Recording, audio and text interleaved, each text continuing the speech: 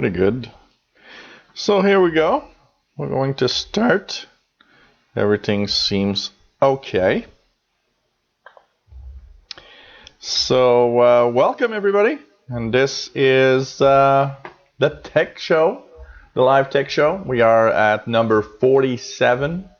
So this is the live tech show that we have every Tuesdays, 3 p.m. Eastern Time. That's 1900 hours UTC. So welcome. My name is Gilles. I'm a tech guy, and I am located in Montreal, Canada. And basically, this is live tech show number 47, where I answer your questions. We are on Tuesday, October 4th, and time just goes fast. Somebody reminded me at how they couldn't believe that we are already getting close to 50 shows, and it is pretty amazing. I'm myself, a little surprised. Where do you send your questions if you want to have them answered? Well, very simple. helpwithyourcomputers@gmail.com, that email address that you see here. That is where I answer questions. And in the next few shows, maybe next week, maybe in 2 weeks, we're going to try something new. We're going to actually open the chat in the YouTube Live, which could be interesting, I think, for interactions with everybody. I need to work out a few details, but that I think is going to be interesting. Some of you have been saying, hey, it's cool to have the chat. Some of you have been on the my radio channel where there is a live chat and there's a lot of interaction. Now, that live chat is cool, but it's a little different here, although how I want to implement things, because I want to have a certain way of doing things.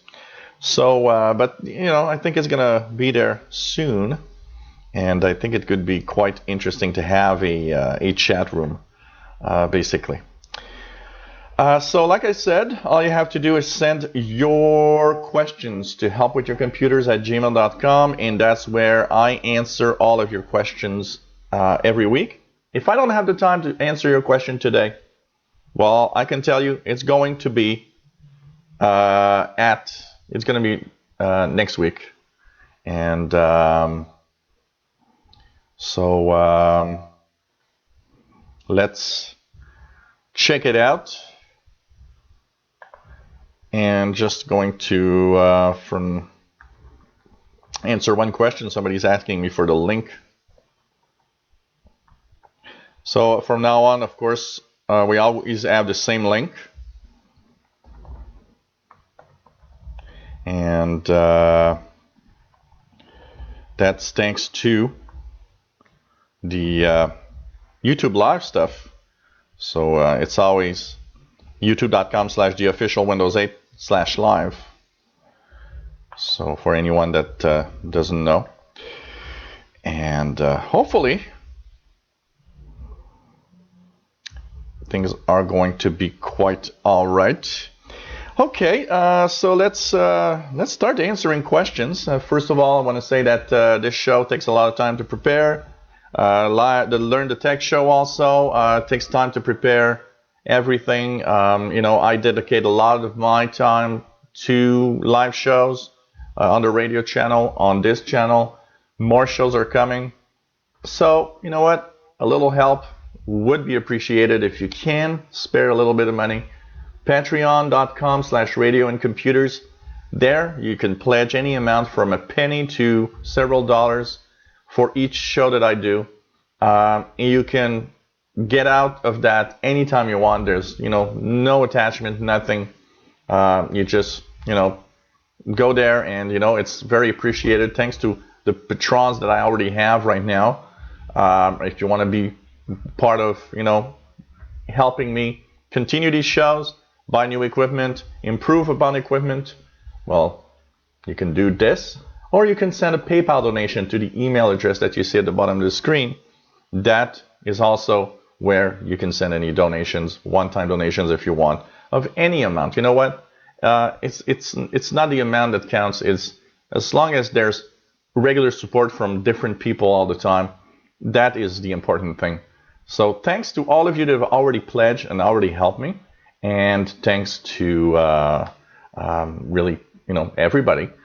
And you know what? I know that some of you don't have money to spare, and that's quite all right. You know what? We don't all have money to spare, and I'd rather have you, safe and eating food than sending me any amount because you don't have anything to spare. But thank you all, and hope you enjoy the shows. Okay, questions. Here we go. Questions. First of all, we have questions for the anniversary update. Now, I want to talk a little bit about what some people have given me with also their own comments of anniversary update. So there's Tommy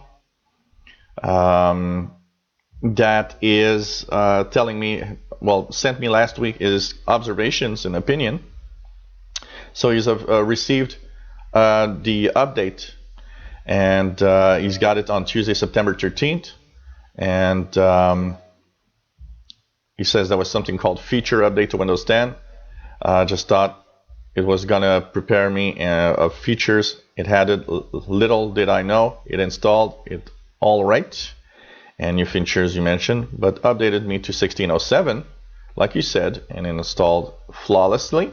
So that's pretty cool. No issues whatsoever and no errors so far, perfectly working. So that's good. And he says that also has a comment about the Yahoo email hacker that hacked 500 million accounts. And what he says, it's that Yahoo being such a big company, and that, Verizon Wireless is kind of purchasing Yahoo. It's kind of a big issue, and like he says, a lot of people are using Yahoo and will, they should have the best security possible. And like he says, that goes to show that no matter how secure computers or antivirus are, there's always somebody out there that is good and can hack stuff. That's one thing that's interesting, and that I gotta say, a lot of people, like they said, are doing bad things on the internet, and it's the reflection. The internet is the reflection of society in general. There's the same amount of bad guys and good guys, and it really is. As for being hacked, you know what? There are really good hackers that really find the flaws that are, these are I would say the worst hackers are the ones that can find flaws in software or in web pages or in different organizations. And these are the most dangerous because they don't need help from someone. They just look at where you can find a hole and they exploit it. But still, 90%, if not 95%, of hacks are done by people that either use a flaw that's been known for a long time that nobody fixed, or they use what's called social engineering, in which they pretend to be someone from a company. And because human nature is like it is, we all want to help. When somebody says, hey, I'm having a lot of problems here, I can't log into my account, can you help me? We all want to help, and a lot of hackers are using that good side that we have and saying, hey, I'm Jack from Yahoo IT department, and I'm working from home today, and I forgot my login credentials. Can you help me with that? And they use real names of people that you've seen in the list, so they will use a real employee name. And they will pretend to be that person, that they forgot everything, and they're going to use the good side of everybody to basically hack into services. So there will always be a possibility to hack, but I do still think that a company that really cares and is very careful with everything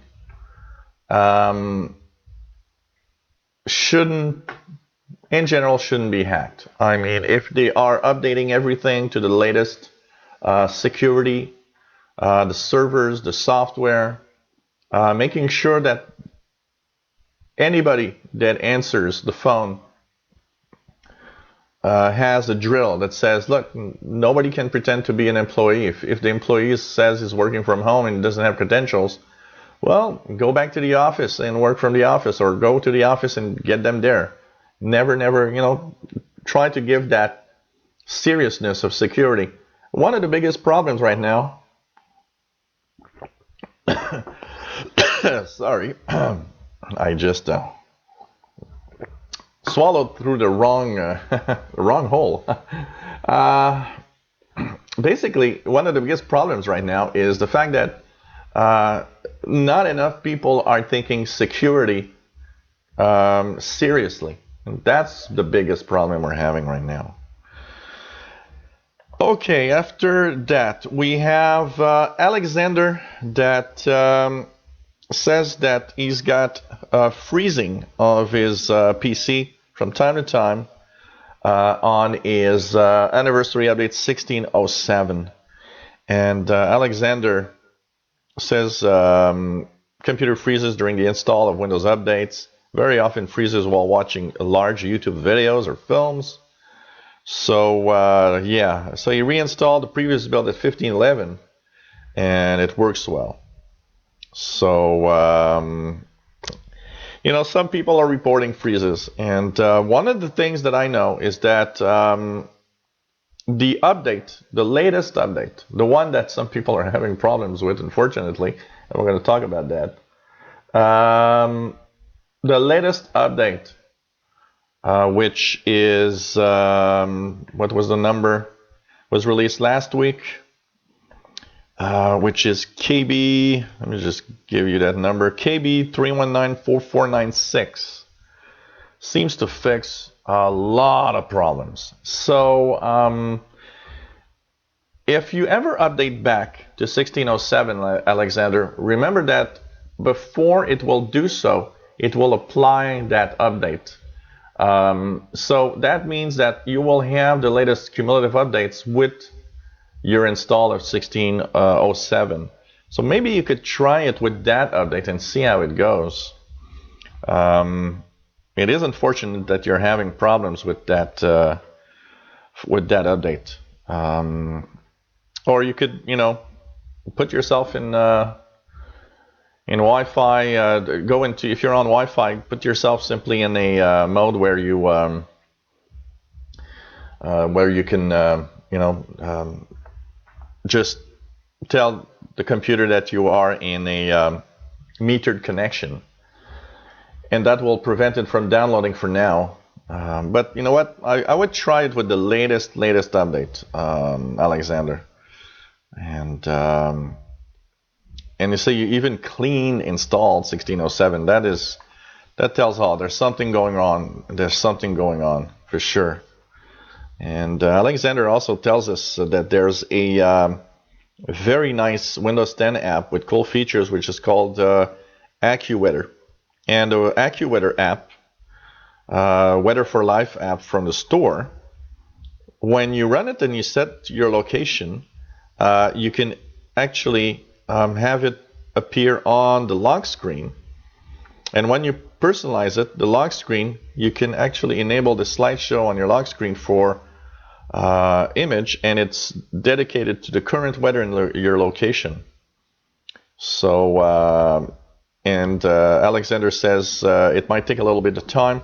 I'm going to take a look at it. You really made me curious about that AccuWeather Weather for Life app, and I'm going to check it out. Seems to be quite interesting, I got to say. We also have some questions from Benny. Benny says that he's got 1607, he had some troubles, including the webcam problem. and it seems that for him, the latest cumulative update, the one that people are having problems installing, he says it took a lot of time to install, but it finally installed, and that it seems to have fixed a lot of his problems, including blue screens that he was having, the camera, and some freezing.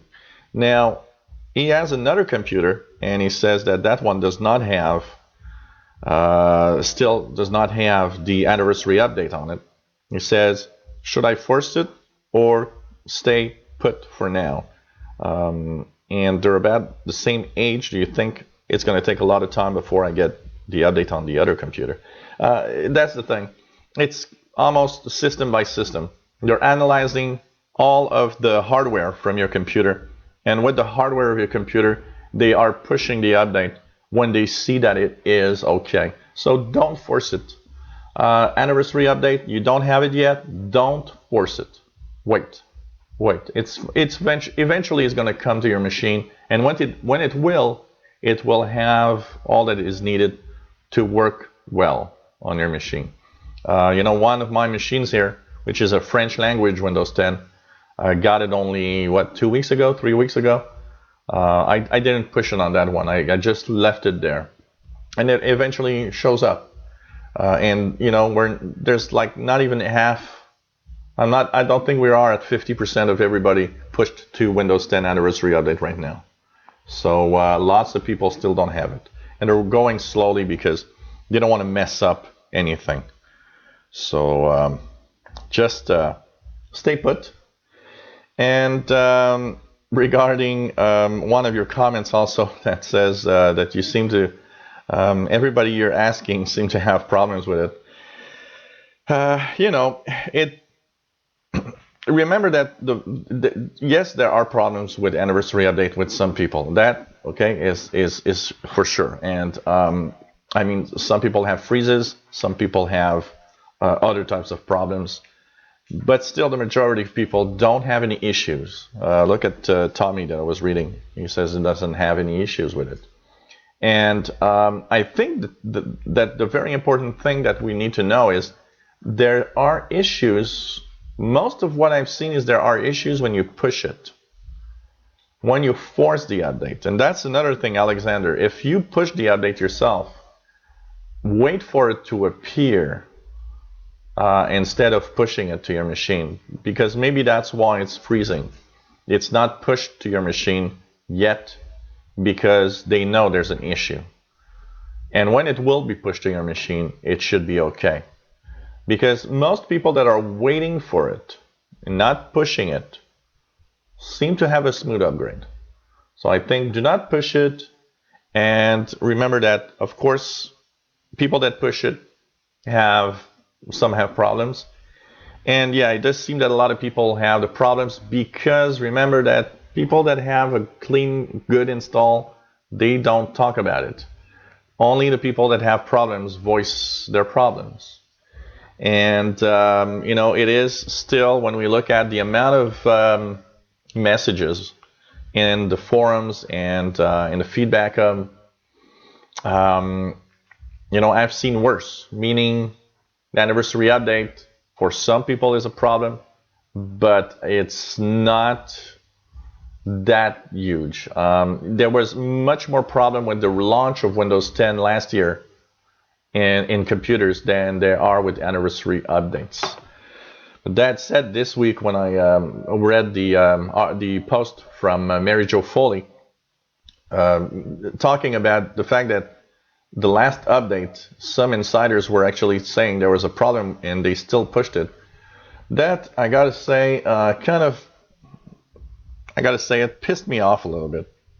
Really, really pissed me off a little bit. I can tell you that. And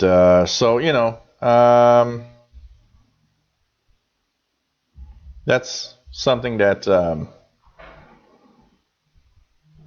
that shouldn't happen at all. Future of Windows phones. First, from last week, Tim Robinson saying that what are my thoughts on Microsoft changing Lumia to Surface? He says Lumia are good phones and are very affordable. Apart from the lack of apps, they are very usable. Are we to expect that the Surface phone will be a premium product with premium hardware?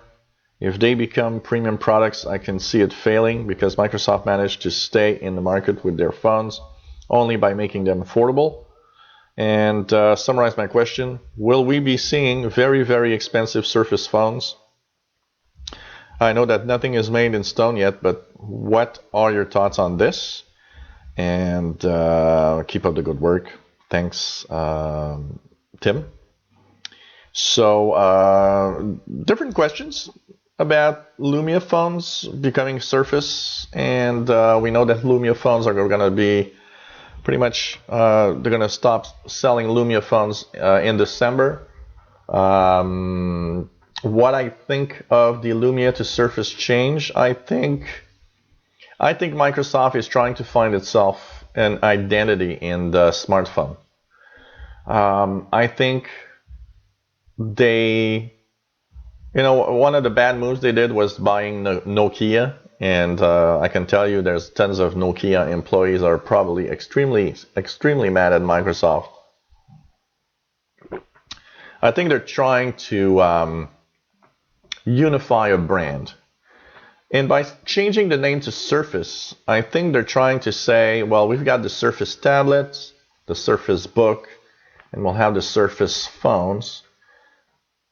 And it makes sense. I think it makes sense in a way that they would change the name to Surface. It wouldn't if Lumia was a brand that's so well known that it changes everything.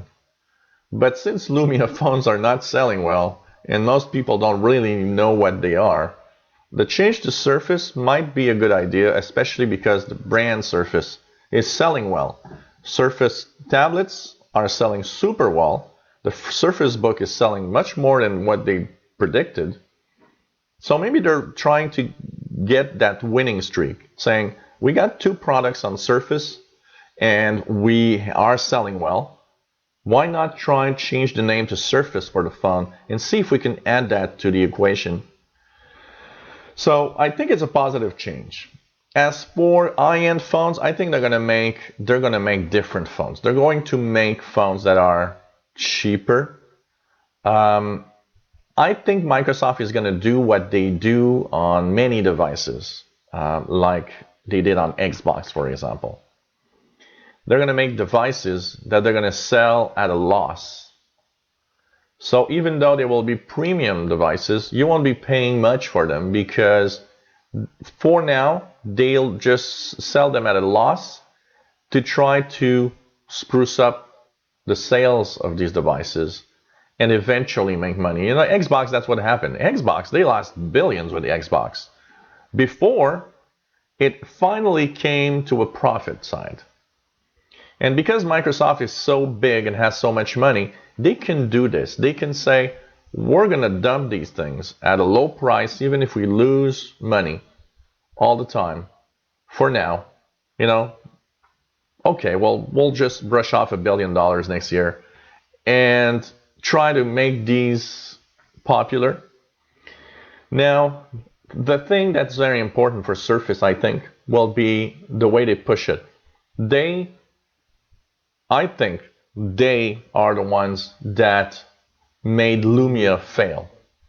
Microsoft did not support Lumia at all. They could have pushed Lumia so much more. They could have gone to the carriers and say, hey, we've got 3 flagship Lumia phones. Here are the deals that should be made with them. And here's where they got to be. Not in the back store, behind the iPhones and the Galaxy S7s. We want them here, premium, front and center. They could have talked and they could have dealt with that much better. It almost seems like they didn't care. They just like, oh, here's Lumia phones. You want to sell them? So you can sell them if you want. Yeah, but there's, what are you doing? You need to push these things. If I have something to sell, and I'm pretty good at it because as a tech guy I had to sell my services. Well, I didn't stay home and just waited for somebody to call. I sold myself. I went and pushed myself in the real world to sell my own services. They didn't do that with Lumia phones, and that's where they are. And it's sad because everybody that has a Lumia phone, I have a few clients that actually have Lumia phones, and they love their Lumia phones. That's incredible. So I think they will have high-end stuff, but I think they will have affordable stuff because if they want to keep the market, they have to. I don't see Microsoft selling a high-end phone, like the price of a iPhone or a Galaxy S7 or Note 7. People will just jump on the iPhone or the Galaxy phone. They're not going to buy the Surface one. It has to be cheaper. Somebody asked me also about the statement this week. There was a weird statement last week, basically.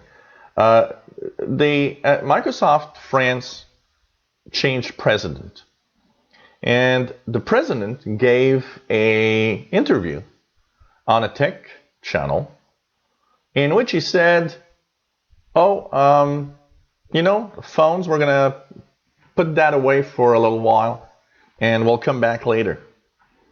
That made a lot of noise because it said, okay, you're the president of Microsoft France and you're saying that, okay, we're pushing the phones. What does that mean? Will there be Surface phones? Or are we going to have a 2017 where Microsoft is not going to talk about phones? We also learned this week that it seems that the teams that are working on everything phone are going to be kind of reduced. What does that mean? Are they abandoning? What are they doing exactly? And so my observations of why they didn't sell well, that's entirely Microsoft's fault because these phones are darn amazing. Everybody loves them. The fact that they aren't pushed and the fact that the Windows Store really doesn't have a lot of apps is killer. I mean, even if they would go to Surface phones, if the Windows Store doesn't have more apps than that, forget it. What do you look at when you look at a phone? Okay, I have. We don't. If when I bought my Galaxy S7, I bought it because it's a premium phone. It's the phone I wanted. It's a powerful phone. It's a great phone. But if the Android store, the Google Play Store, didn't have the apps I wanted, I would have stayed with an iPhone. Because iPhone or iOS has all the apps, or a lot of them. But the Google Play Store is now good enough that it's a good competition to iOS. So I felt comfortable in going into the Galaxy S7. And you know what? I have my nephew that has his iPhone and that often tells me about games or apps that he's installed on his iPhone. And I can tell you that all of the games or the apps that he's talked to me about in the last few months are all available on the Google Play Store. So I don't feel like I'm left out anywhere. So that's, that's something.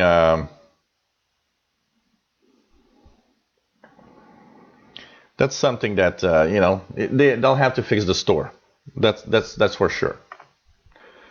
Okay, more questions. We have cloning questions. Tommy in the Facebook page that had a question on cloning, and also Brendan says that he's got a 1 terabyte hard drive for his laptop, a Western Digital Black, and performance. And he says, is there any way to clone the drive on the new one? Yes. On the first thing, because it's a laptop, you probably have only one hard drive that you can install. So that means to clone your hard drive, you will need to get yourself a little kit that enables you to plug the hard drive you have right now in your laptop in a USB port. and that will actually have your hard drive usable through USB. You'll install the new 1 terabyte drive inside your laptop. And then what you'll need to do is have a USB thumb drive or a CD created with, and let's just check it out here. It's EaseUS. There we go. EaseUS to do backup, it's called, I think. Or copy. EaseUS. Let me just check. EaseUS. Let's check it out. So EaseUS.com, the official site, they have a free cloning software, which is, I think it's, what is it? Partition, data recovery.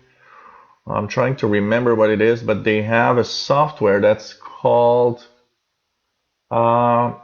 Disk Copy. Here we go. Found it here. On this website, they have Disk Copy Home. The Disk Copy cloning software will enable you to copy one drive on the other one. So it's an easy software. What you need to do is download this, have it on a bootable USB thumb drive, or you copy it to a CD and you boot from this. Now, the tricky thing and the thing that you got to be careful when you're cloning is to make sure you're cloning the right drive to the right drive. Meaning, be careful not to clone the empty drive on the other drive because you'll scrap everything. Make sure that your primary drive that you are cloning has the data and that you're sending that to the one that is empty, the new drive. That's probably the thing that you need be the most careful. It will take a lot of time, especially because of the USB side of it. If you have a second, some laptops do have a second SATA port for a second hard drive, then you should use that option. If you have a desktop, you put the hard drive inside the desktop with SATA cables. Why? Because from SATA to SATA, it's going to be much quicker than using a USB. And you just clone the drive and it's going to work perfectly. This is a great software. It's totally free for home users, and it is the best cloning software. I've used this many times on clients' computers, and I can tell you that it works great. So that's the best way to clone a hard drive. But if you have to put it in a USB, what you'll need is a little kit that's about $20 that will enable you to plug in your hard drive and plug it into a USB port on your PC. That's going to clone. It clones pretty well. That's a free software, one of the best free software for cloning hard drives. Brendan and Tommy, hope answers your question. A question from Francis. It says he's got a failing hard drive. Some parts are readable, some parts are very, very problematic. What can I do to recover this? One of the great software, and you gotta have, you can use recovery software in general. So there's the same company that makes, what's the name? I always forget the name of that recovery. I think it's Piriform. Piriform that makes CCleaner has a software called Recuva. So the same company that makes CCleaner, if you already know CCleaner, they have a software called Recuva. Now Recuva is a piece of software that is free that you can try to recover. The problem with Recuva is that if your drive is failing and has a lot of issues, that might not work. So if it doesn't, there's another piece of software, but that one is not free, but it is amazing to recover failing hard drives. It even recovers hard drives that sometimes are unreadable, and it's called SpinRite. Spinrite, you get it at grc.com. It's a great. It's a guy called Steve Gibson that is a security guru that makes the software. One of the best software for recovering really bad hard drives. And what it's going to do is going to, depending on how far your hard drive has failed, work hard in trying to recover data from, clusters that are gone bad or sectors that are bad. And it might take a lot of time, but that software is amazing. And it even can fix hard drives that are failing because of a certain number of clusters or partition of areas that are kind of a problem. And when you scan it, it actually writes off these places saying, okay, this is bad. Don't use this place anymore when you're writing on the hard drive. And sometimes you can even bring back to life a hard drive that you thought was completely dead. Spinrite is your other option. It's pretty interesting for that. Okay, some random questions that we have. Some questions, one by Miguel that has a few questions. He says, my PC keeps making a constant disk sound, and check disks solves it temporarily. What should I do? It depends what sound it is, because remember that when your computer is running, your hard drive is usually solicited pretty much. So your hard drive is accessed all the time. And depending on how much RAM you have, if you don't have a lot of RAM memory, for example, it might be even worse. It might be all the time using it. Now you're saying that check disk seems to fix this temporarily. So I'm kind of curious exactly what type of sound you're having. Is there, if it's something that might be of a nature, like for example, your hard drive starting to fail, so some of the sectors are hard to read, and it's constantly trying to read there. An example, this PC that has this on it, the hard drive, I know the hard drive is starting to fail, because when I don't use it and I leave it doing a task that uses the hard drive, like for example, when it goes into like the defrag mode, I hear it constantly ticking away at places where I see that it has difficulty reading, but it still works, and I'm going to keep it there on that machine as long as it's running. And when it fails, I'll just replace it. There's no problem there. So if that's the case, you're hearing a constant ticking of the same type, it might be somewhere that it's failing. If you issue a check disk /R for repair, it might be fixing some or telling Windows not to use specific areas, and maybe it's failing slowly and it's continuing. I don't know. It's very curious. I'd like to know, what type of sounds actually are you talking about? What are the sounds, basically? As for cleaning mouse, keyboard, and everything on a mouse, you're mentioning using alcohol.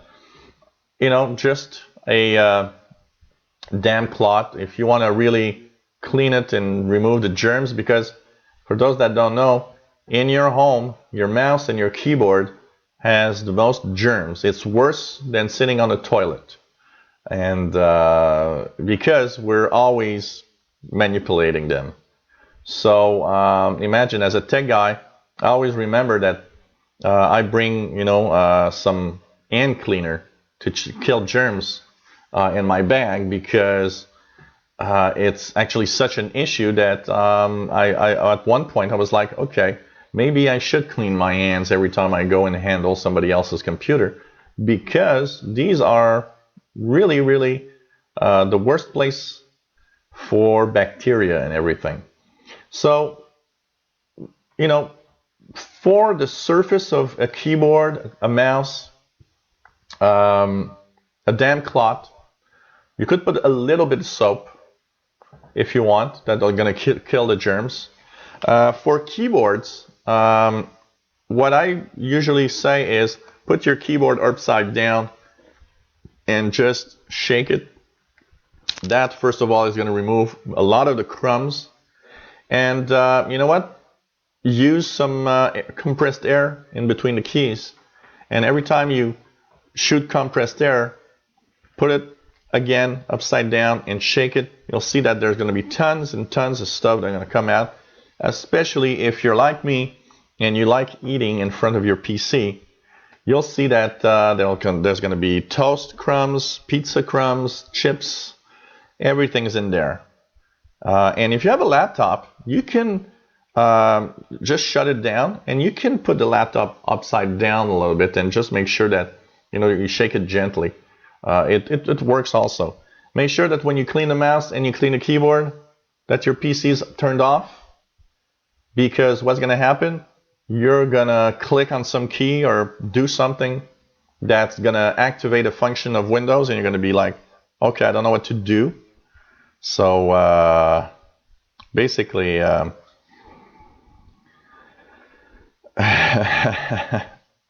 Tim Robinson says that his keyboard's got so much bacteria that it evolved, grew legs, and then attacked a dog in the street. So that's serious. That means that you gotta make sure that it's cleaned. You never know what could happen. So just clean. I don't use alcohol. Actually, I don't use any harsh chemicals, because most surfaces are plastic. And plastics do not handle well any chemicals. Don't use window cleaners like Windex or stuff like that. Anything with ammonia will just scrap the surface. Same for a screen. Never use Windex or a cleaner like that on a TV screen, because you're going to scrap the plastic. These plastics are not meant to be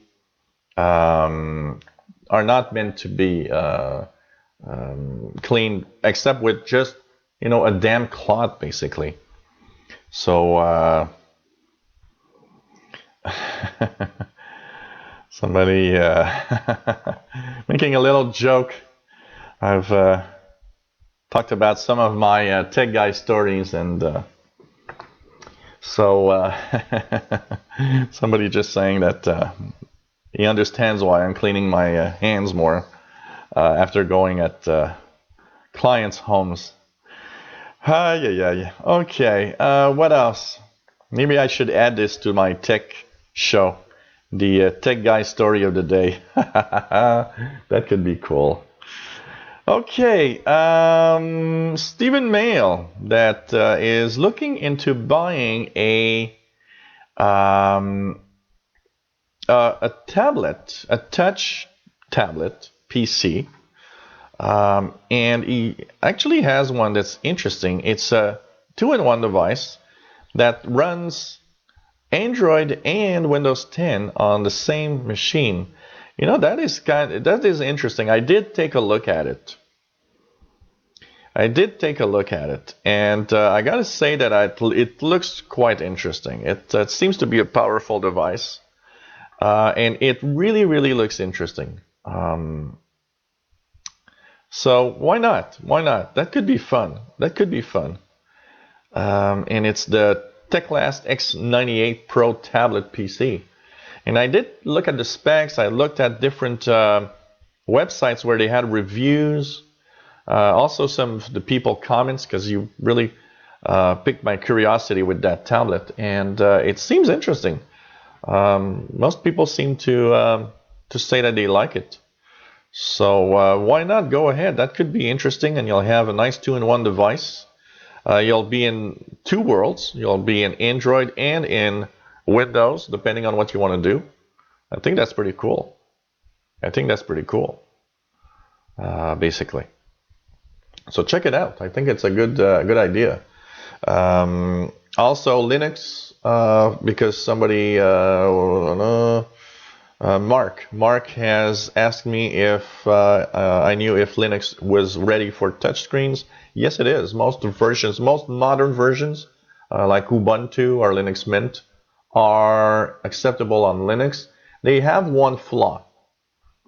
They are working on touchscreens. The only thing that I found on most Linux versions that actually are on touch devices seems that the buttons weren't created for a touch device. They accept the touch device, but because the buttons haven't been created for a touch screen, they're small. So if you do have Linux on a touch device, you might actually like having a stylus, that little pen that you can touch the screen with, because your fingers are going to be probably a little fat for touching a little window where you want to close a window or a little dialog box. But if you use a stylus, Linux on a touch device isn't that bad actually. So yep, that's an okay idea. And another question that I have also is how you've seen 2-in-1 devices that the screen detach and becomes a tablet and the base stays there. How does the screen stay powered? Well, it's simple. They have two batteries. They put a battery in the base, they put a battery in the screen. So like the Surface Book from Microsoft, for example, that Surface Book has two batteries, one in the screen, one on the base. And so when you detach, it's the battery in the screen that becomes the power for the tablet side. It's as simple as that. Okay, battery problems. We're now going to... Sorry, guys. I am a little better, but I still have a little bit of cough this week. Okay. First of all, Noel McGarrigle says that he's trying to find Internet Explorer on his Windows 10 PC. And it's not there, but it is there on my other PC and working. I found IE in programs, opened up all the folders, but it doesn't give me any options to use IE. So, well, one of the things that you should see, because Internet Explorer is part of all of the Windows 10 computers, so you should have. I'm just going to go check it out myself here. If it doesn't show in your programs list, on the C drive in program files, you will see Internet Explorer, and you should see something called iExplorer.exe. It should be available there. So I'm just going to check out. You've attached a picture here, and I'm just going to check out that picture that you've sent. Okay. Oh, I do see that yours. Go to one thing that you might have not had if you go into, because you have program files on the C drive, but you'll see something called program files x86. Maybe it's in x86. Is it a 32-bit version that you have or 64? Check x86. Maybe you'll see it there as iExplorer.exe. In any case, if you don't see it, you have that button, and I see that you have it here, and the program's called ieinstall.exe. Click on that, and it's going to install Internet Explorer 11 in your Windows 10. That file is there to install Internet Explorer. So check it out. I think it should be in there. You can see in program files x86 or in program files Internet Explorer. It should be available. And if you don't see it at all, and which would be very weird because I've seen it on every machine, even though sometimes it's true that it doesn't appear in the list in the accessories, it should be there normally. Click the ieinstall.exe, and that's going to install it for you on your machine, so you'll be able to have it. And hope that this works well. Okay. Alexander again has a few questions. Alexander says, I bought a new battery for my smartphone, but when it has less than 30% power left, it loses power rapidly. It works normally if if level of power is more than 50%. Is it okay? You know what? It's not normal. What you should do, do 2 or 3 complete cycles. So let the power of the battery drain down to the point where the phone is completely zero, when it shuts down by itself. And plug it in and make it charge up to 100%. Do this 2 or 3 times in a row. And check out if that did or not fix the issue, because batteries need calibration. That battery might be good, it just might not be calibrated correctly. So the chip on the battery doesn't actually know where we are in the power left. So that's called battery calibration. You do this 2 or 3 times.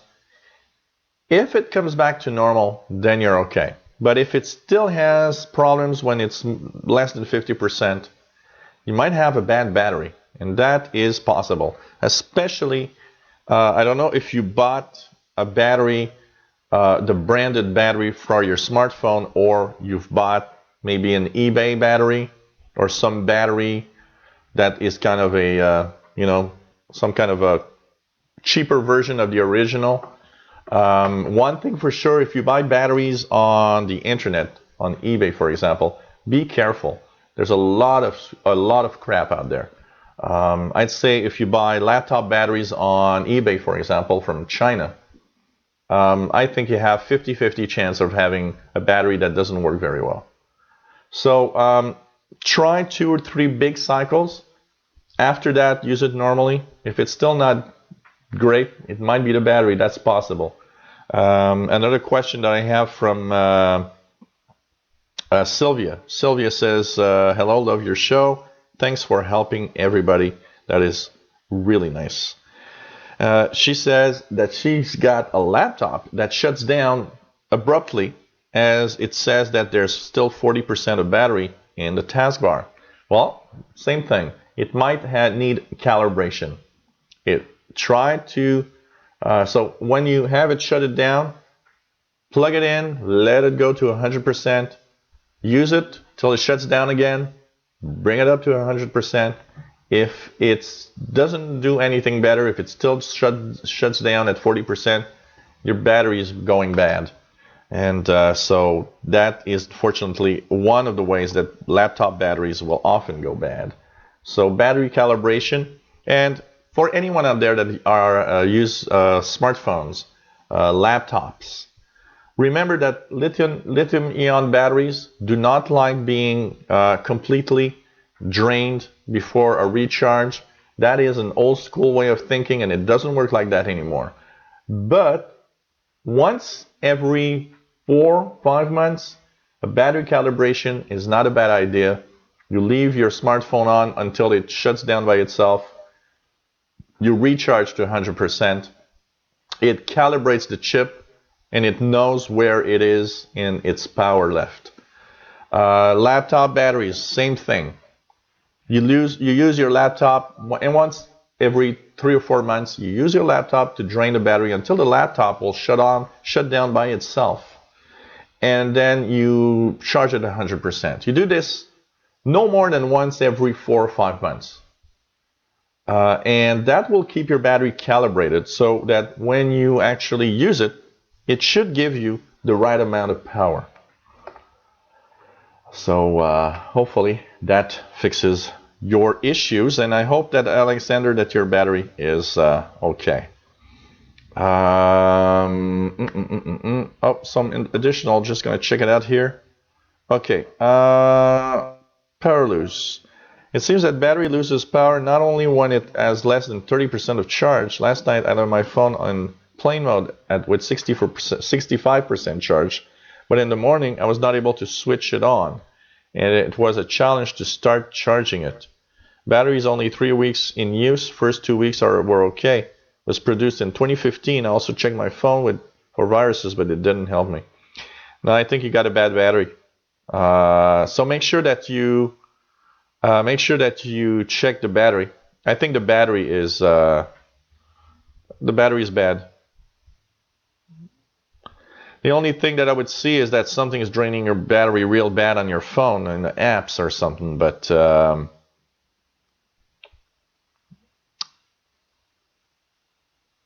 if you want to check viruses in Android, I have installed simply Malwarebytes anti-malware. It exists for Android. So just install Malwarebytes anti-malware and scan your phone from time to time. I've installed it on mine. And once a week, I do a little scan on my phone. Because being a tech guy, I do some a little bit of tech guy bad stuff on it. But so sometimes I need to check to make sure that it's okay. So you can do that. There's one that I did try that seemed to work okay is AVG, free version for Android. That one is kind of a real-time check and it scans regularly. But it does. I did see that when AVG was on the phone, it kind of made my phone a little bit slower, and I didn't really like that, so I took it off. Malwarebytes seems to work well, so check it with Malwarebytes. And but check for your battery. I think well, you have the same problem with the previous battery. That's interesting, though. Maybe unless you're charging, something is wrong with the charger. That's also something that I might be checking out.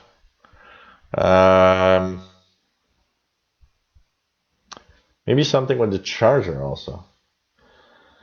You're also talking about Windows 10 freeze issue since you're back to 15.11, September 21st. There's no flaws. Everything's all right, except in one which I think is not connected to the issue. Once my machine frozen completely, mouse was not moving at all.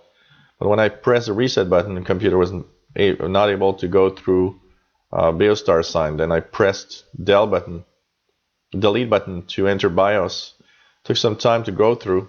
Automatic detecting AHCI device port 0. After I pressed escape button to exit BIOS, there appeared another sign on the screen, reboot and select proper boot device media. Switch off my computer, turn it on, a few minutes, everything was okay. This issue appeared only once. What does it mean and what should I do? Thank you, appreciate your job. That happens from time to time. A PC starts and the BIOS is kind of lost. It's not, if it happens once in a blue moon, it's not an issue. Sometimes what I would recommend, if it's a desktop, unplug it from the power outlet for 2 or 3 minutes, plug it back in. The capacitors are going to drain down, and the motherboard's BIOS is going to be like not reset, but the fact that there's no more power to it. Maybe some of the chips around it are in a weird state. That happens. Sometimes you just. I remember having one of my desktops every 3 months around. I would press the button and it would say, "Hey, can't load. There's no drives. There's no nothing." And I would go and look at in the BIOS, and they would say that I have no hard drives, no DVD drive, nothing was there showing. And what I did is I just unplugged the power from the desktop for a minute, plug it back in, and everything was all right. It could be it was just in a weird state. That could happen. And if it's a once in a blue moon thing, no problem. It does happen. I've seen things like integrated network cards, no internet.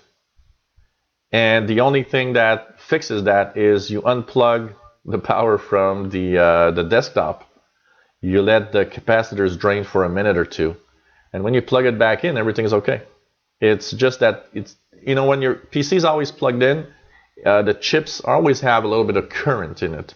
And they sometimes are in a weird state. Sometimes a glitch happened, and the chip is like stuck in mode, and it just, all the rest doesn't work well because of that.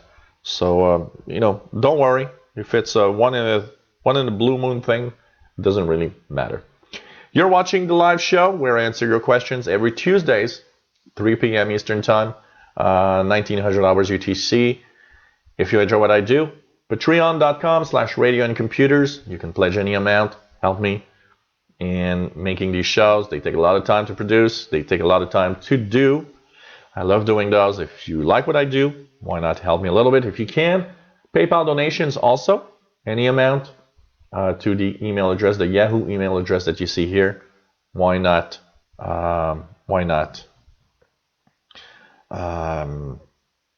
Help me if you can. And thank you to everybody that already have helped. Okay, we are continuing on to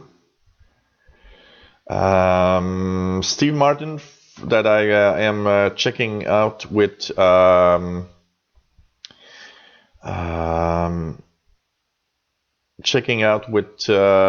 first for your folders, which is very unusual, and it's very interesting that you have that problem. I gotta say, I'm a little mystified at the weird problem that you're having with the folders. I know you're not alone, but I'm trying to figure out what creates that issue on your PC. So Steve in Milton, Ontario says that he's having a few problems with the anniversary update. They still haven't fixed the Logitech Momo steering wheel, profiler not working, animated wallpaper in 3. Plain soft wallpapers are mixing together with standard wallpapers. I've spoken with Logitech, Microsoft, 3 plain soft on the phone, and a few times with emails with no help. Ever since anniversary update, there has been nothing fixed as far as I have needed. So that's kind of interesting. So you have probably a mix, that's what I call a mix of a certain number of hardware and software mixed in together that create just the perfect mix to have issues with the operating system. That unfortunately happens. I see that you've tested also and installed the different versions, and you still have folder issues. This is so weird. I gotta say, you're making me really think hard here, and I'm trying to find something, but I'm not coming up with any answers that are that can help you for now. This is very, very unique. Hang in there. We're going to try to do something if we can. Stephen Mail has questions saying that as I can do in Firefox. So, okay, basically, he has a question where he's using Firefox and Chrome, and he's asking, I can turn off ad blocker on the individual website. I could not find how to do this in Edge. Now, Last.fm, the music tracking service, is asking people to turn off ad blocker or subscribe. So, yeah, there must be a place to do that in Edge with the AdBlock Plus. I don't know if I have it here. Do I have the extension installed on here? If I go to extensions and I check AdBlock Plus, what else do we have? Yeah, if I turn it on, there's options.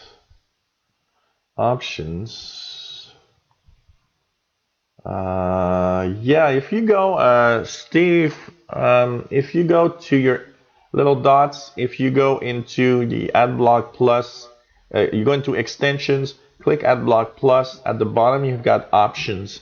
And on options, at the left side, you can put a little check mark that says enabled AdBlock. Well, let's just say here. Okay, out of date lists are updated. Let me just, yeah, enable. Wow, just checking out, but I think it brings you to the page where you add your own filters. So here you can add websites. There's whitelisted domains. So what you do, okay, that's the thing. You go to your little dots, you go into extensions, click AdBlock Plus. It's going to bring you, click options, it's going to bring you to the web page here where AdBlock Plus options gives you whitelisted domains. What you do is you go there, and so you say that you have FM, the last FM that wants you to add it to, so that ad blocker doesn't block anything. So what you do is you check out what is last FM website exactly. So if it's lastfm.com, for example, you'll enter lastfm.com, you'll click add domain, and that will add it to a site where you will receive ads. So for example, if you want to have ads from Google, say you would be on google.com and you want to have ads, you would say google.com and you'll click the add domain here so that it is added to the whitelist. So whitelisted domains, that's what you want to do. Just put the domain of last.fm there. So and it should work basically. Also, you're seeing that another strange thing about Windows 10 is that on your Lenovo desktop, both Microsoft Edge and Internet Explorer 11, when playing a YouTube video in regular mode or theater mode, the picture occasionally flickers. It doesn't happen in full screen. Chrome, Firefox, and Opera play with no problems every time I attempt to make either Edge or Internet Explorer the default browser. Something always seems to happen. The only other problem I have, sometimes a YouTube video, I get an error message on Pale Moon on Vista. Did I save the video you did on updates in case I can find something on them? Updates still not working on Vista. Yeah, unfortunately. Okay. As for Internet Explorer and Edge and the flicker you're having, you know what? Internet Explorer, Edge, Chrome, and Firefox do not render videos the same way. Each will push on its own protocol for video streaming. So that way of doing things, and Edge and IE11 share the same common core. They have a lot of things in common. So basically, it's kind of normal that if Edge and IE11 kind of flicker or do something, is because that the way that they're streaming and the way that they're showing a page, because you're seeing in full screen doesn't happen, there's something on the page in the code that creates something that the browser needs to do. In your case, it flickers. And probably the way that Chrome and Firefox render the same pages is different. So that's why it's not creating that. There's probably something happening. It could be something due to an option of IE and Edge. It could be something due to your graphics adapter that the driver has something, and when video is being streamed, something is different. But these are glitches that happens from time to time. The important thing is use a browser that doesn't flicker, and ignore Edge or IE11 if it's a problem for that. And I've got a question also from Jerry. Jerry says that he's got an old MacBook and he's on 10.7.5 and that he gets warnings that Firefox and Chrome are outdating. What can I do? He says that he checked and that his MacBook cannot upgrade to further than 10.7.5. Yeah, that is true. And the only thing that is going to happen is one thing you can do. Okay, first of all, if you're staying on the regular Chrome or Firefox, they're still not very old, so they should still work for a while. But you're not having any security updates. You're not having updates, so eventually they will be out. One thing that you can do to prolong Firefox as what's called a extended, something like a long-term extended update version or something, It's a previous version, but that still has updates. You can install that, but you know what? Leave it like that. And unfortunately, unless there's some kind of miracle browser that happens, you will eventually come to the point where it's going to be, you're going to have to change your Mac, unfortunately. I've got one here. I got a white MacBook from 2008, and that's what's happening.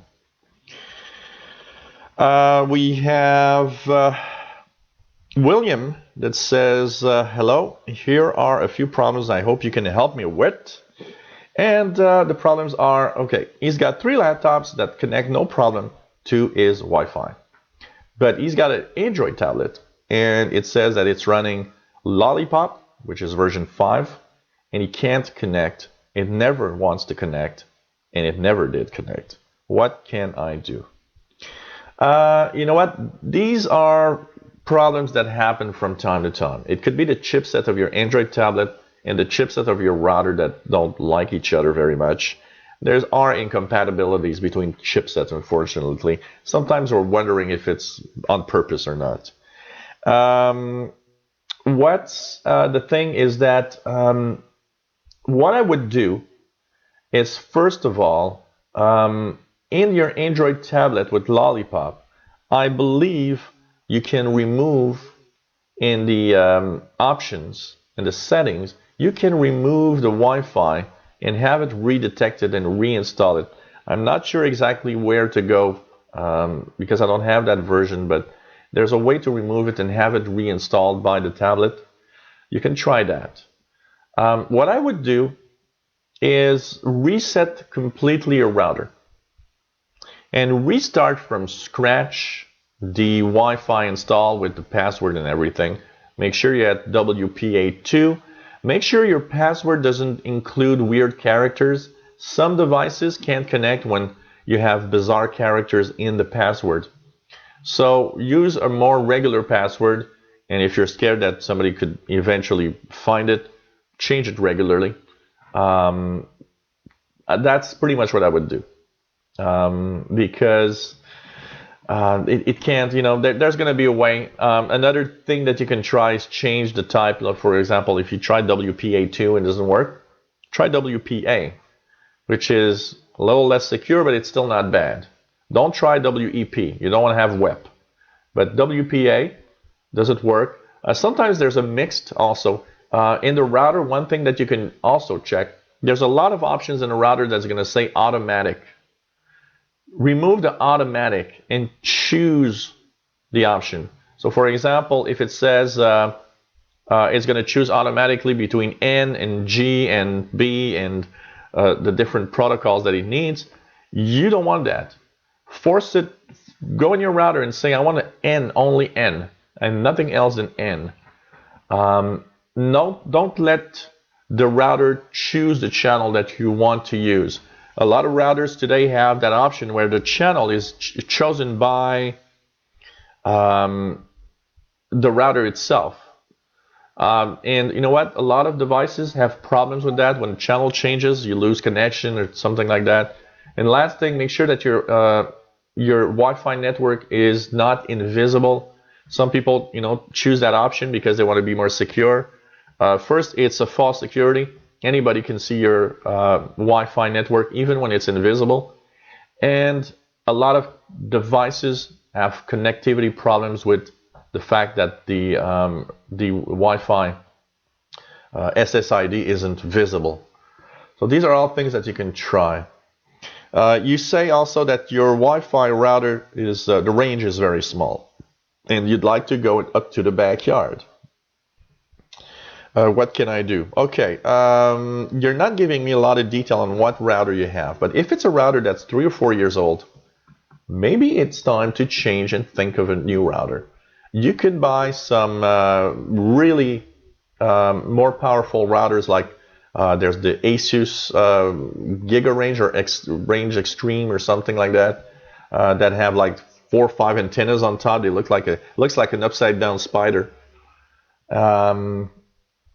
These are great. Make sure that you have the latest protocol, the AC protocol. that will extend your range. The AC protocol is amazing at extending the range.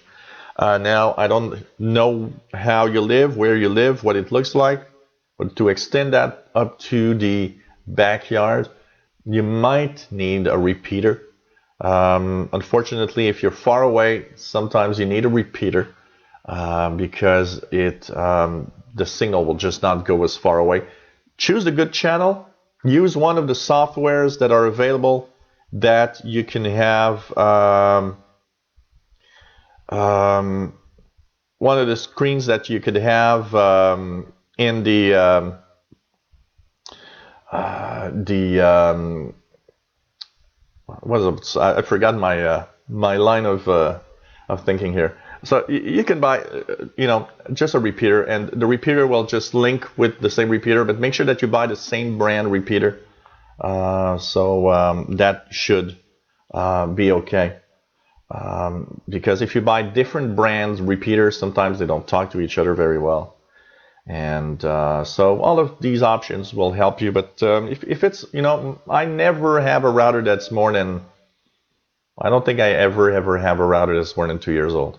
I regularly change mine to have kind of the latest stuff, Now I'm still at N, but I'm looking seriously for an AC router. Looking at a good model AC router that I could have.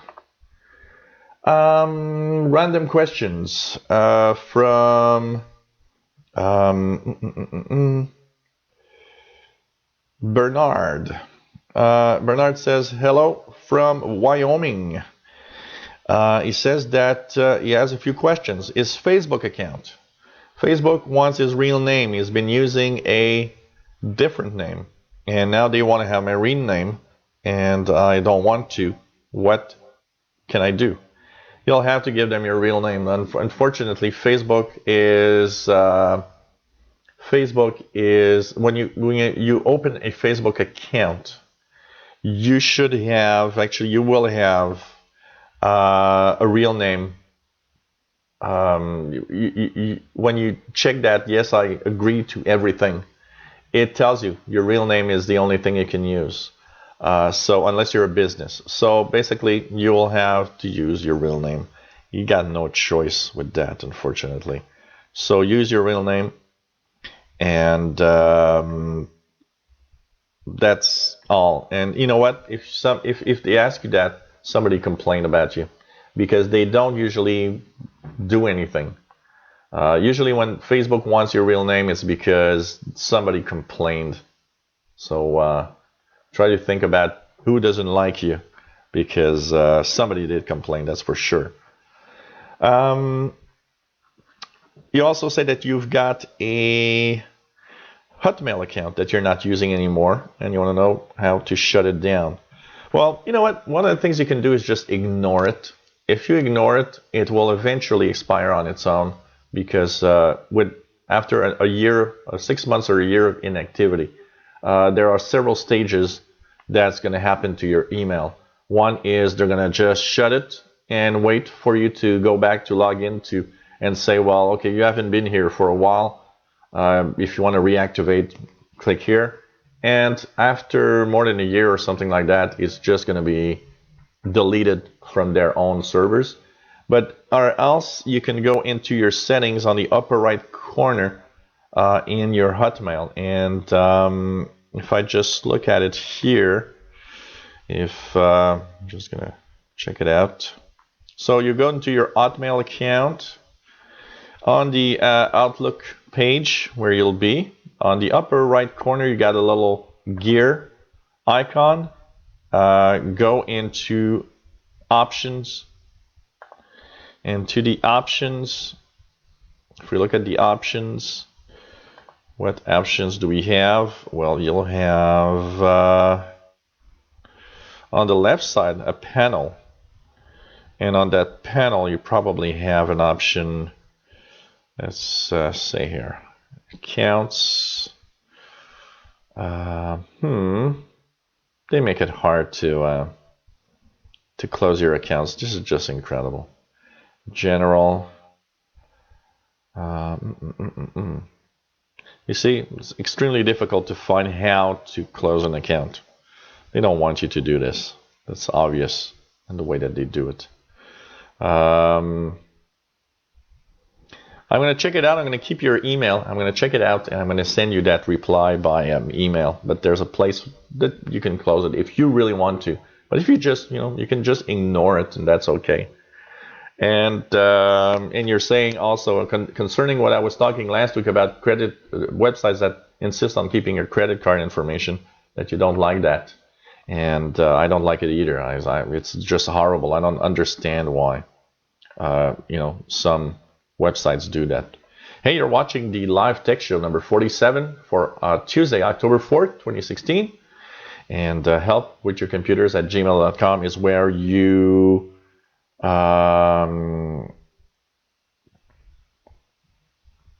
send your questions. If I can't answer today, I'll answer you next week. We have received today Tommy that has a few more questions. One concerning what we talked last week about thermal paste. He says he didn't understand. So here's the question again. Is there a certain kind of thermal paste brand you recommend for an AMD CPU? One brand better than other? There's no, like I said, there's no brand. You go to a local computer shop, anywhere that repairs computers or that sells computers, that they and you just ask them, can I have some thermal paste for a CPU? And they're gonna give you a little, depending on who you get. Some will just put some on a piece of paper and say, here you go, and it's gonna be free. Especially if you go to a computer store that you go often, sometimes it's just gonna, here. And or else they're gonna sell you a little thermal paste. There's no real brand of thermal paste. It's all the same thing.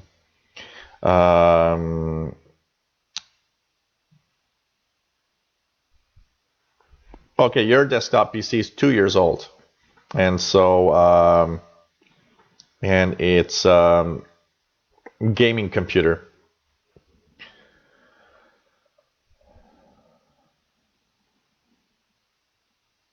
Okay, and the 6-year-old or longer now hard drive is in my old Dell Inspiron 530 desktop. Okay, cool. Question you got about thermal paste is, what's your opinion on me just waiting and buy thermal paste when my current Western Digital HD goes out, or do I need to go ahead and buy it and have someone add more to it if I need it? You know what? You'll see that thermal paste, one of the sure signs, and you say that you're a gaming PC, you'll see that thermal paste is wearing out because you'll see higher temperatures. If you go into your BIOS or even your computer, probably you have a little utility that you can install in Windows that tells you the temperature of your processor. And you know what? It usually, as thermal paste gets degraded with time, the temperatures of the PC run higher. And so at some point, I don't recommend necessarily that most people go and put thermal paste on the processor, between the processor and the heatsink by themselves, because it is kind of a delicate job. I would say that you better bring it to a shop that will do it. But don't worry too much about that either. I mean, there are PCs that will run for 10 years on the same thermal paste, and it's just going to be okay. But if it's a gaming PC, if you ever see that when you play games, your computer tends to run hot much more than it used to in the past, of course, newer games take more power, but thermal paste might need to be changed at some point. But check also for dust and everything. Other question that you've got, Google Fiber. You've ordered Google fiber optic internet yesterday. Third from AT&T, a cell phone, home phone internet company. If you hadn't heard about them due to you live in Canada, what you heard and hadn't heard of internet companies. Anyways, the agent said that I got 1 terabyte data cap limit when the technician comes install it Monday the 10th. So the question, is this due to that I got 1 terabyte monthly data plan limit and still be on Ethernet, or will I be able to tell there on data usage or on the network status on settings how much I use month to month, as well as cannot reset that to 0 so I can tell.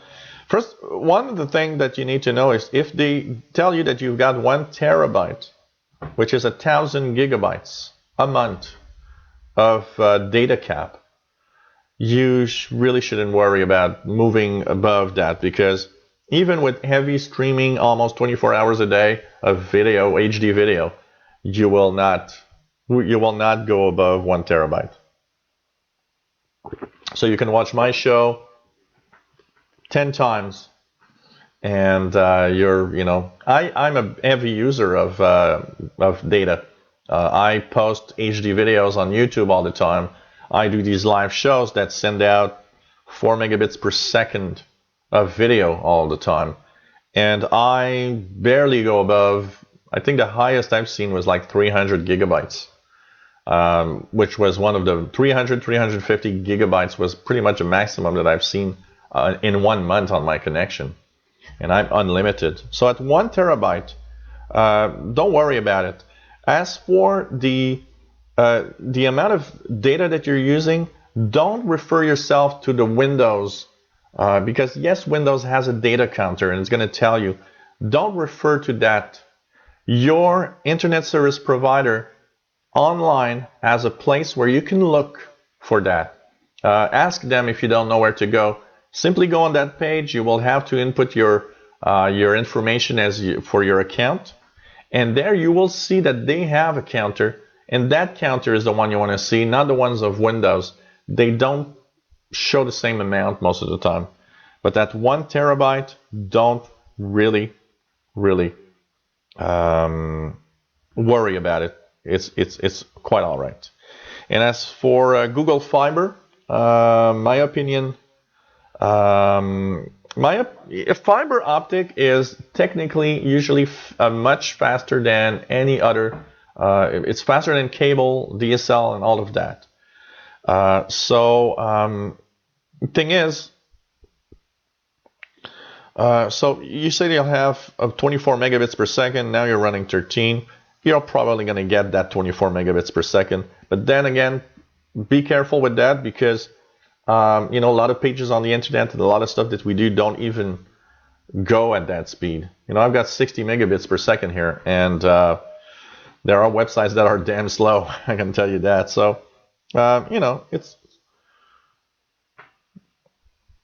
if you go through the Google Fiber stuff and take what because you say that right now you're at 13 megabits per second, you'd move to 24. Take what doesn't cost too much to save money, and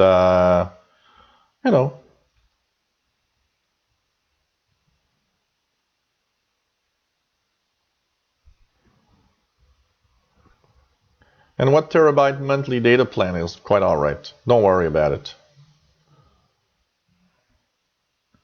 Don't worry. So it's going to be okay, Tommy. And don't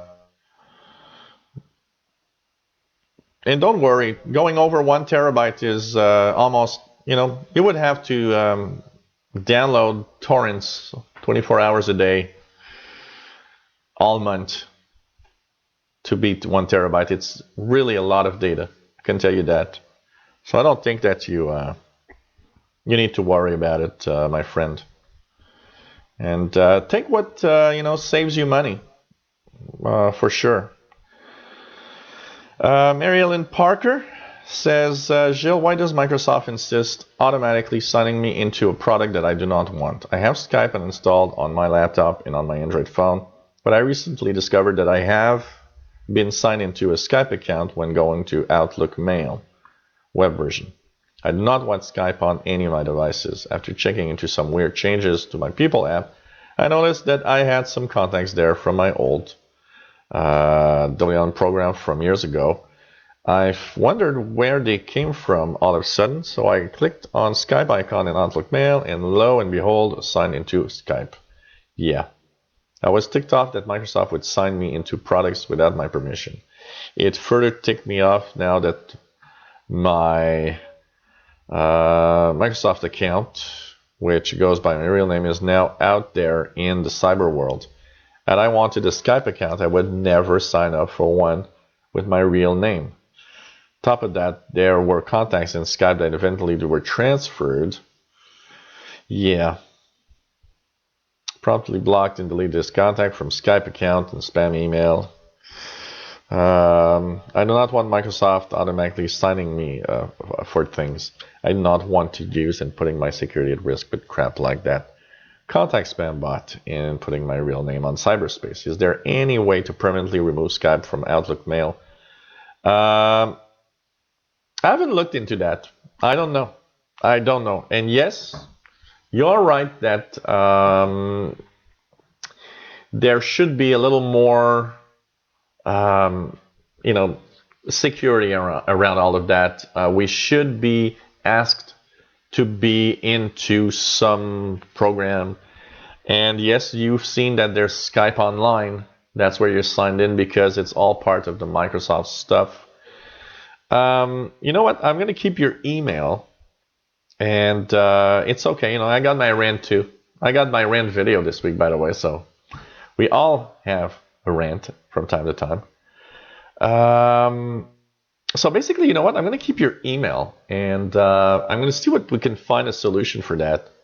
And we're going to keep that for next week and see if we can have a few answers of, is there a way to disable the Skype, online Skype from your Outlook account and so on. I think that could be an interesting thing because I never thought about it, And yes, it's true that it's sometimes bad. Concerning batteries, Tim Robinson says, I recently bought through eBay some 3.7 volt batteries for my drone quadcopter. They were from China and were cheap. They never powered my drone more than 30 seconds and swelled up to twice the thickness. I researched these particular batteries and found that in the reviews, some people were reporting that they became extremely hot and in some cases showed smoke. So I've scrapped my batteries to be on the safe side. Yep, you got to be very careful when buying batteries for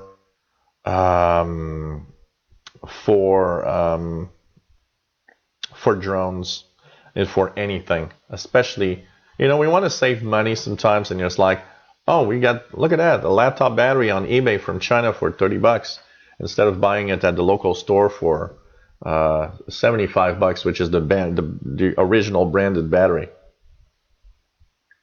But these things can cause havoc. So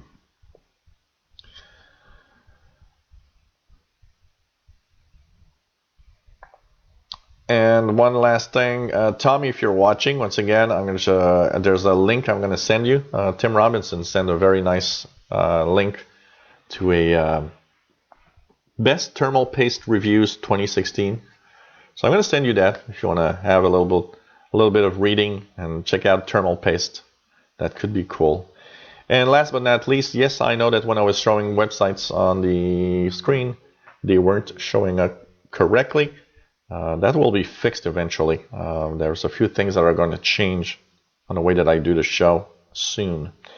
So this was the Live Tech Show number 47 for Tuesday, October the 4th, 2016. It's already over. Incredible how time flies. Hey, at 6 p.m. and about, 75, 80 minutes from now, we're going to be live again for 1 hour. Learn the Tech today. We're going to talk about everyday technology that we use that comes from military technology. I think that's going to be interesting, and we're going to see a few things that maybe will surprise you or not. If you have your questions, don't forget, helpwithyourcomputers@gmail.com. That's where you send your questions, and I will answer them in the Tech Show. Take care, everyone. See you next week on the Live Tech Show. Another one is gone. Number 47. Take care, everyone. Bye-bye.